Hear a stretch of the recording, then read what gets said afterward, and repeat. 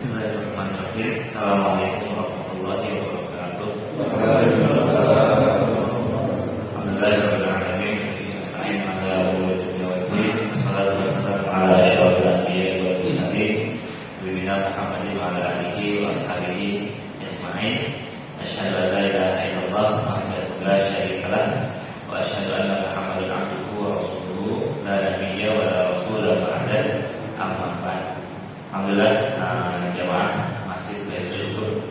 Mudah-mudahan sama-sama kita dimuliakan dan juga diridhoi oleh Allah Subhanahu wa taala. Alhamdulillah, yang pertama kita sama-sama senantiasa menjaga syukur kepada Allah atas limpahan nikmat yang sudah Allah berikan pada kita. Di antara nikmat yang besar ialah kita dimudahkannya oleh kita untuk senantiasa bisa mendirikan salat subuh secara berjamaah di masjid dan juga dilanjutkan dengan takbir. Dan salawat serta salam kita limpahkan kepada badan kita, beliau yang telah mengajarkan kita iman dan Islam melalui Al-Quran yang Allah wahyukan pada beliau, yakni Nabi Yuna Muhammad sallallahu alaihi wasallam. Alhamdulillah, Bapak Ibu jemaah rahimakumullah. Yang pertama kami mengaturkan banyak terima kasih kepada jajaran takmir Masjid Baitul Syukur atas izin dan waktu yang sudah diberikan pada kami, juga kepada jemaah sekalian biasa bersedia untuk sedikit mendengarkan informasi yang ingin kami sampaikan. Bapak Ibu, kami dari Badan Wakaf Al-Quran Cabang Solo. Badan Wakaf Al-Quran Cabang Solo ini kantornya di Kumpang. Sedikit perkenalan dulu. Kantornya di Kumpang. Secara terpusat Badan Wakaf Al-Quran ini kantornya di Jakarta, Bapak Ibu. Dan alhamdulillah kami sudah didirikan sejak tahun 2005. Kemudian masuk 2006 mulai mendapatkan legalitas resmi dari Badan Hukum. Badan Wakaf Al-Quran itu adalah lembaga yang mana fokus untuk senantiasa menyebarkan Al-Quran dan mengajarkannya ke daerah-daerah yang di sana memang untuk aktivitas pembinaan Al-Quran itu sangat minim sekali, atau daerah-daerah yang rawan akidah sekaligus rawan pendidikan, terutama saudara-saudara muslim kita yang jauh dari kita di sini, yang untuk mendapatkan akses untuk bisa belajar Al-Quran itu khususnya sangat sulit sekali. Bapak Ibu, sedikit cerita dari Wakaf Al-Quran mengunjungi daerah-daerah di luar Pulau Jawa ini, salah satunya daerah Flores. Di sana, saudara-saudara muslim kita untuk bisa belajar Al-Quran, pertama untuk membeli Al-Quran saja atau kebutuhan yang lain itu harus melewati antar pulau sejauh 6 jam. 6 jam baru bisa dapat. Itu pun kalau mau membeli Al-Quran belum tentu ada yang menjual Al-Quran di sana, karena umat Islam di Nusa Tenggara Timur itu hanya 5%. Tidak seperti kita di sini.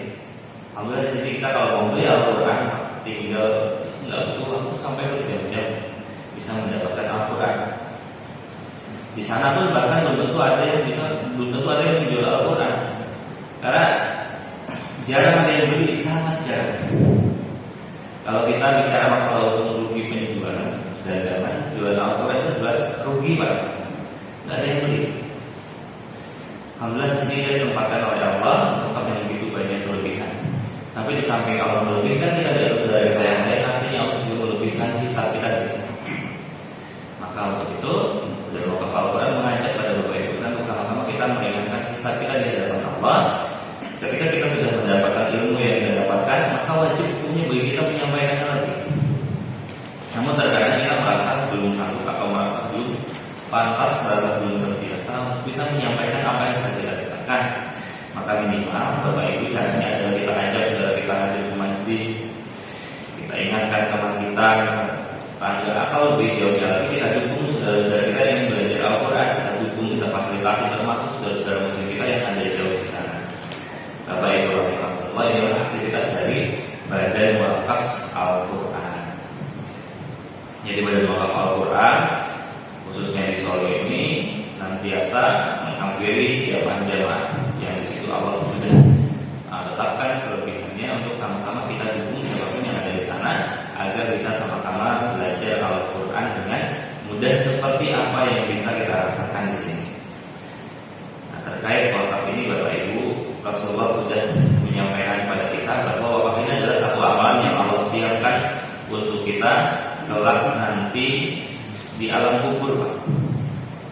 Jadi ketika kita berwakaf, ganjarannya, pahalanya bukan hanya kita dapatkan ketika kita masih hidup saja. Bahkan ketika nanti kalau kita sudah dikuburkan, Allah akan mengirimkan pahala itu ke alam kubur kita. Begitu baiknya Allah kepada kita sebagai hambanya, agar apa? Agar kita semua selamat. Banyak sekali amal yang Allah siapkan, banyak sekali amal yang mengandung pahala yang sudah Allah siapkan kepada kita.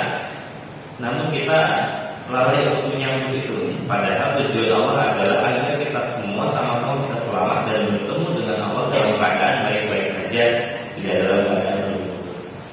Wakaf ini Bapak Ibu Rasulullah menyampaikan, dan mata insan yang bapak ambil ilah dan perhatian sedapatnya jariyatin awalnya meminta kaum fikir awal dari soalnya ya kata Rasulullah, apabila nanti manusia itu meninggal dunia. Jika Rasulullah menyampaikan hal ini, artinya Rasulullah sedang menyampaikan pesan dari Allah bahwa kita manusia pasti akan meninggal dunia, dan tidak ada dalam hadis manapun disampaikan tentang waktu kapan kita meninggal dunia. Mungkin ciri-cirinya, tapi tidak ada bocoran masing-masing kita kapan waktu kita meninggal dunia. Artinya Bapak Ibu, ketika Allah merahasiakan ini, tidak ada yang bisa menjamin kita. Tidak ada seorang pun, satu pun makhluk yang bisa mengetahui apakah satu hari, 1 jam, atau bahkan mungkin 1 detik setelah kita keluar dari masjid ini, apakah kita masih ada di dunia. Kemudian Rasul melanjutkan, setelah nanti kita meninggal dunia itu, seluruh amal perbuatan kita akan terputus dengan kehidupan kita. Pahala sholat kita, haji kita, zakat dan lain sebagainya, itu semua tinggal kita pertanggungjawabkan. Namun maha baik Allah menyiapkan sebuah amalan yang kelak nanti akan berguna bagi kita di alam kubur kita, yang disebut dengan amal jariyah. Amalannya akan terus mengalirkan pahala bahkan nanti di alam kubur. Salah satunya adalah sedekah jariyah. Sedekah jariyah ini Imam Nawawi mengartikan sebagai wakaf. Wakaf itu sama seperti sedekah, bedanya dia khusus dalam bentuk barang. Jadi Bapak Ibu sekalian, misal berwakaf kipas angin, AC, mimbar ke masjid ini. Selama barang-barang yang digunakan untuk kebaikan di masjid ini, Allah akan terus kirimkan pahala pada siapa yang menyuruh wakafnya. Jadi kipas angin ini ketika ada di sini, walaupun diwakafkan sejak 2 tahun yang lalu misalnya, sampai hari ini Allah masih memberikan pahala pada siapa yang berwakaf kipas angin, walaupun dilakukan secara berjamaah. Dan ketika salah satunya nanti ada yang sudah meninggal dunia, Allah kirimkan pahalanya ke alam kuburnya. Maka Bapak Ibu, inilah pentingnya wakaf. Allah menyiapkan untuk kita agar kita semua bisa sama-sama beramal dengan itu, dan kelak nanti kita bisa bertemu dengan Allah, mudah-mudahan dalam keadaan baik-baik saja, dan di akhirat kita termasuk hamba Allah yang selamat. Bapak Ibu, kami di Wakaf ingin mengajak pada Bapak Ibu, salah satu hal yang bisa diwakafkan dalam hadis yang Rasulullah sampaikan kepada sahabat Anas bin Malik, hadis yang diriwayatkan oleh Imam Al-Ghazali. Bapak Ibu, salah satunya adalah Al-Quran. Namun ya judul ambil ajuruna pada mati Allah kubri. Ada 7. Di antaranya adalah amal wakaf lima. Apa saja? Di antaranya ada Al-Quran, Al-Quran.